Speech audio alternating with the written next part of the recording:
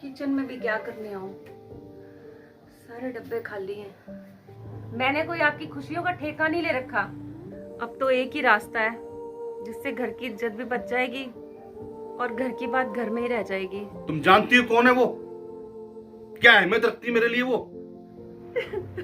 हे भगवान, अब क्या होगा? किचन में भी क्या करने आऊं, सारे डब्बे खाली हैं। हे भगवान, क्या बनाऊं मेरा?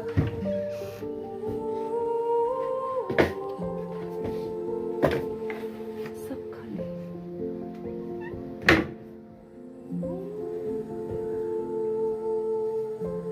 क्या करूं मैं, समझ ही नहीं आ रहा।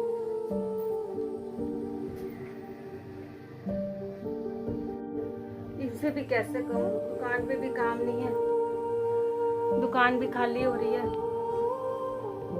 किससे मदद मांगू कि कोई हमारी थोड़ी सी मदद कर दे। अभी सोनू आ जाएगी स्कूल से, मैं उसको क्या दूंगी खाने के लिए? घर में कुछ भी नहीं है। किससे मदद मांगू भगवान? अपनी बड़ी ननद से मांगू? नहीं नहीं, वो दूसरे घर की हैं, अच्छा नहीं लगता। छोटी वाली से मांगू? नहीं नहीं नहीं। अपनी मम्मी से मांगू? पर मम्मी तो पहले ही बहुत कुछ कर देती हैं। मैं उनसे अब किस मुंह से बोलूं कि मेरी मदद कर दो? मैं किससे मांगू? किसी रिश्तेदार से भी मांगा तो इन्हें बुरा लगेगा, कहेंगे मेरी बेइज्जती कर दी। भगवान, मैं किससे मदद मांगू? कुछ समझ नहीं आ रहा। कल से माँ के नवरात्रे भी शुरू हो रहे हैं, पर मेरे घर तो कुछ भी नहीं है। मैं तो माँ से माफी मांग लूंगी। माँ, मुझे माफ कर देना, मैं आपके नवरात्रे नहीं रख पा रही हूँ।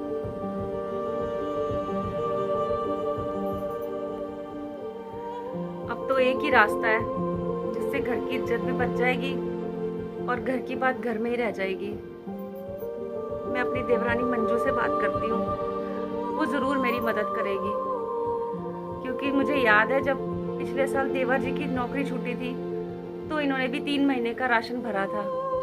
हाँ हाँ, यही सही रहेगा। वो बिल्कुल भी मना नहीं करेगी, वो मेरी मदद जरूर करेगी। मैं उसी से बात करती हूँ, मैं फोन करती हूँ उसको। खुश हो जाएगी मेरी गुड़िया ये चीजी देख के। अभी तो और भी चीजी मांगेगी। चलो शाम को दिला के लाएंगे इसको। अरे, ये किसका फोन आ गया? हेलो, हाँ जी दीदी, नमस्ते। हेलो मंजू, कैसी हो? देवर जी कैसे हैं और तुम्हारी गुड़िया कैसी है? हाँ हाँ, हम यहाँ सब ठीक हैं। आप बताओ, भैया और सोनू कैसे हैं? क्या बताऊं मंजू, तुमसे तो हमारे घर की हालत छुपी नहीं है। तुम्हें तो पता ही है, इनका दुकान पे बिल्कुल भी काम नहीं है, दुकान पूरी खाली हो रही है। घर का राशन भी खत्म हो रहा है। कल से माँ के नवरात्रे भी शुरू हो रहे हैं। बस यही सोच के ना मेरा तो पूरा दिमाग हिला पड़ा है।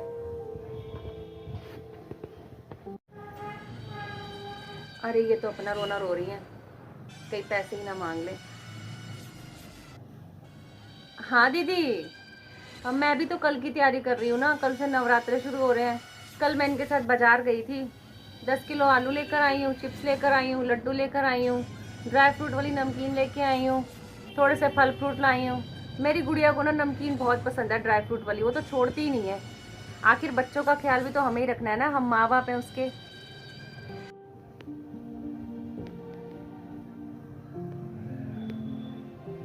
मंजू, मुझे ना तुमसे कोई बात करनी थी, पर समझ नहीं आ रहा मैं कैसे करूं। हाँ हाँ, कहो दीदी, क्या बात करनी है? मंजू, कैसे कहूँ, कहते हुए भी बड़ी शर्म आती है।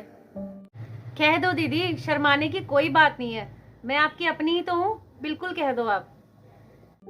मंजू, तुमसे कैसे कहूँ, कहते हुए भी बड़ी शर्म आ रही है। तुम्हें तो पता है तुम्हारे भैया का दुकान पर काम नहीं है, घर का राशन भी खत्म हो रहा है। कल से माँ के नवरात्रे भी शुरू हो रहे हैं और धीरे धीरे फिर सारे त्योहार शुरू हो रहे हैं। बड़ी हिम्मत जुटा के मैंने सोचा है कि मैं तुमसे थोड़ी सी मदद मांग लूं। तुम मेरी मदद जरूर करोगी, मुझे निराश नहीं करोगी। दीदी, आपकी सारी बातें ठीक है, लेकिन अभी हमारे पास ना आपकी मदद करने के लिए पैसे नहीं है। आपको तो पता ही है कल से माँ के नवरात्रे शुरू हो रहे हैं, उसकी भी तैयारी करनी है। और 1-2 दिन से घर में पेंट का काम भी मैं शुरू करवाने लगी हूँ, उसमें भी खर्चा होगा। घर में सोनू का भी देखना होता है, घर के कई खर्चे होते हैं दीदी। तो सॉरी, अभी आपकी मदद के लिए हमारे पास कुछ पैसे नहीं है। मंजू, जब इतना खर्च करोगी तो थोड़े से पैसे मुझे दे दो, मेरे घर में भी राशन डल जाएगा, मेरे घर में भी थोड़ी सी खुशियां आ जाएंगी। लेकिन दीदी वो आपकी प्रॉब्लम है, मैंने कोई आपकी खुशियों का ठेका नहीं ले रखा। मैं आपकी खुशियों के पीछे अपने घर की खुशियां क्यों खराब करूं? आप अपना कहीं और इंतजाम कर लो। और दीदी, अगर आपको लगता है भैया का काम नहीं चल रहा दुकान पे, तो उनको बोलो कोई और काम कर ले। एक ही काम के पीछे खामखा क्यों पड़े रहते हैं? उनको कितनी बार तो बोले कोई और काम कर लो।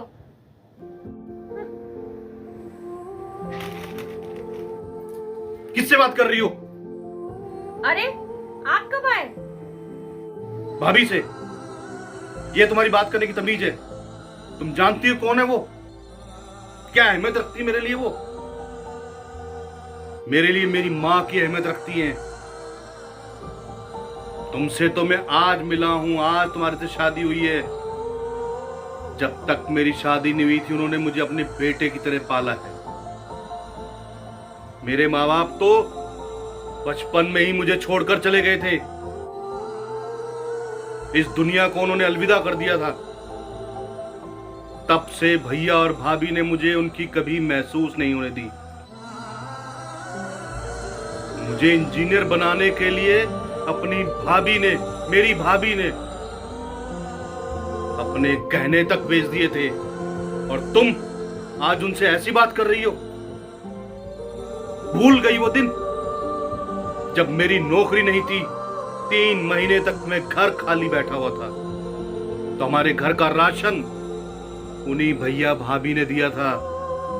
तुम्हारे पेट में जो रोटी गई थी, हमारे पेट में जो रोटी गई थी, उन्हीं भैया भाभी की वजह से थी। और वो मेरे बेटी गुड़िया के लिए खिलौनों तक का ध्यान रखते थे, चॉकलेट तक का ध्यान रखते थे। आज तुम सब भूल गई हो। भूलो मत, नहीं तो ये ऊपर वाला तुम्हें फिर याद कराएगा। वो समय फिर याद आएगा, फिर तुम रोगी और तुम बोलोगी मेरी मदद करने के लिए अब कोई नहीं है। मत भूलो, उनसे अभी माफी मांगो, अभी मांगो। मुझे माफ कर दो, मुझसे गलती हो गई। मैं अभी दीदी को फोन करके उनसे माफी मांग लूंगी और उनकी मदद जरूर करूंगी। मुझे प्लीज मुझे माफ कर दो।